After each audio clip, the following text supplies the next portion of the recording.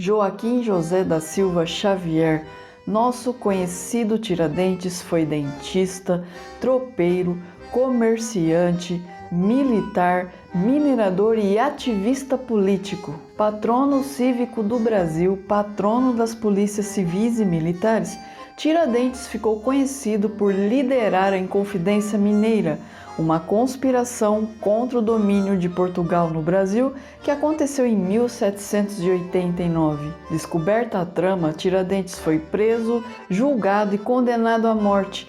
Com a proclamação da República em 1889, foi elevado à condição de herói nacional como um grande mártir que morreu pelos ideais republicanos. Mas será mesmo tudo isso? Olha, que Tiradentes participou da Inconfidência Mineira, isso não há dúvidas, mas teria sido ele de fato esse grande herói e líder patriota? Pois é, se Tiradentes foi de fato um herói ou se tudo não passa de um mito, é o que vamos conversar no episódio do Papo Torto desse mês. Eu sou Gisele Silva Rumim e convido vocês para essa conversa que começa, é claro, logo após a vinheta.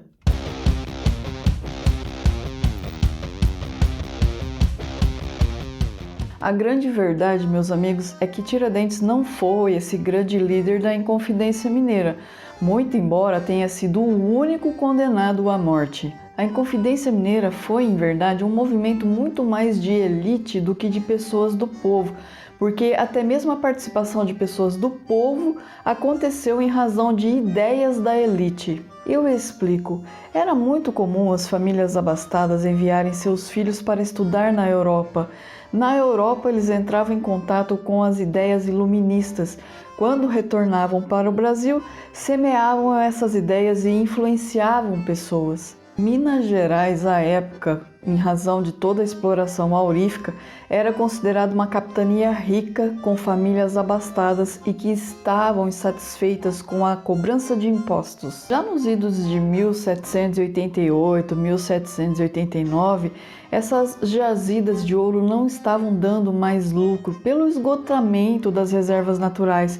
Portugal, porém, não baixava os impostos e, com isso, as elites econômicas da capitania de Minas Gerais estavam endividadas. A conspiração começa diante da iminente ameaça de cobrança desses impostos atrasados. Além disso, como já disse, já circulava pela capitania os ideais republicanos originários do iluminismo. O movimento, porém, nunca passou de conspiração, já que, como sabemos, foi denunciado por Joaquim Silvério dos Reis.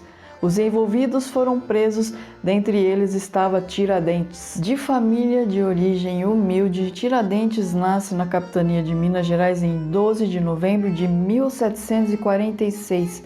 Perdeu os pais de modo prematuro e por isso teve de exercer diversas atividades para sobreviver, como mencionamos no início desse vídeo. Segundo biógrafos, teria sido na posição de alferes nos quadros da cavalaria que Tiradentes alcançou certa estabilidade em sua vida.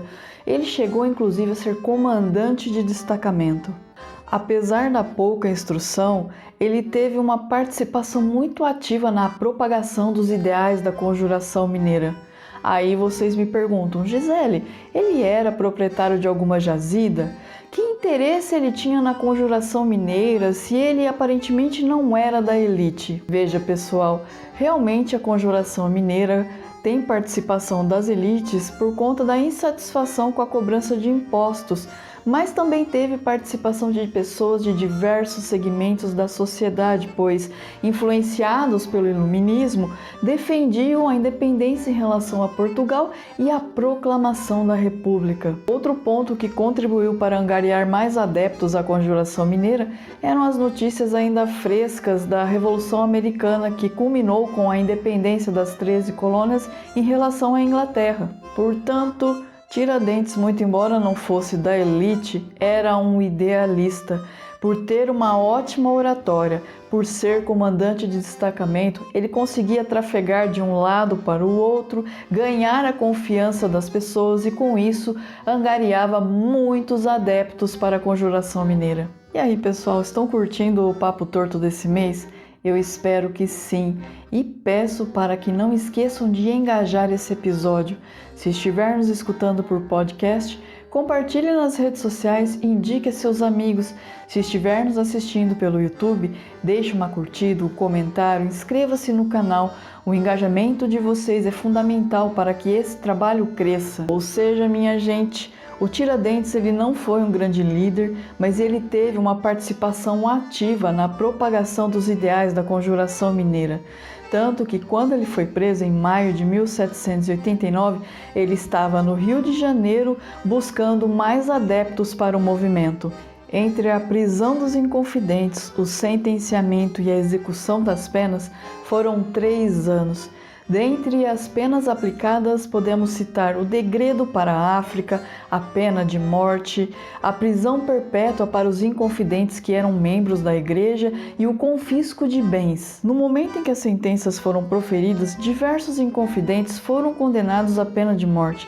A rainha de Portugal, entretanto, Dona Maria I, perdoou e alterou essas penas para a pena de degredo. Ela alterou a pena de todos, exceto do Tiradentes. Ele foi o único que não foi perdoado. Sua execução acontece no dia 21 de abril de 1792. Após enforcado, seu corpo foi esquartejado, salgado e suas partes dependuradas por estradas para servir de exemplo, enquanto sua cabeça fica exposta na praça central de Vila Rica. Muitos historiadores defendem que a brutalidade na execução de Tiradentes aconteceu por ele ter sido propagandista da Conjuração Mineira. Outros historiadores defendem que ele só foi executado por não ter uma posição social elevada. Eu particularmente, pessoal, acredito na primeira posição histórica. Isso porque, dentre os condenados perdoados pela Rainha de Portugal, haviam muitos que eram pessoas do povo, inclusive militares como Tiradentes. Agora, é justo que Tiradentes tenha sido elevado à condição de símbolo da República? Eu respondo essa pergunta com outra pergunta. Por que não? A história de um povo, ela não é feita só de fatos escritos em um livro. Ela é feita principalmente pelos seus símbolos. Esses símbolos, pessoal, eles representam ideias ou valores que são importantes para nós enquanto povo. E Tiradentes é um símbolo de liberdade, democracia e república. Sob esse aspecto, pessoal, eu acredito que é justo sim que Tiradentes figure como nosso herói. E, aliás, digo mais, ele é um dos poucos heróis do Brasil que participam de um movimento como esse da Conjuração Mineira, movido por ideais e não por interesses particulares. Então é isso, pessoal. Eu agradeço a todos que chegaram até aqui comigo no final desse episódio. Um super beijo e até a próxima!